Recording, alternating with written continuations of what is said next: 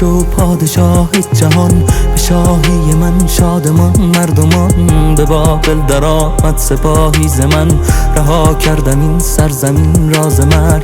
به بابل چو وارد شدم بی نبرد، سپاه من آزار مردم نکرد. من بردهداری برانداختم، به کار ستم دیده پرداختم.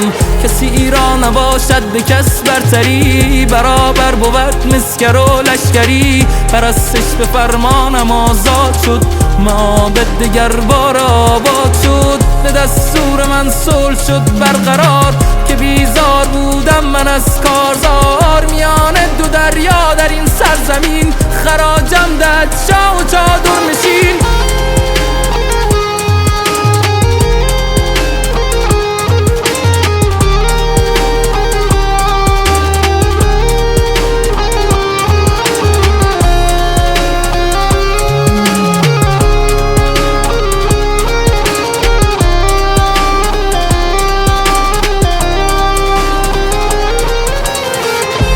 ساختم شهر ویرانه را، سپس خانه دادم با آواره ها. مرا در جهان دیار آرامش است، به گیتی شکوفایی و دانش است. چه روزی مرا عمر پایان رسید، زمانی که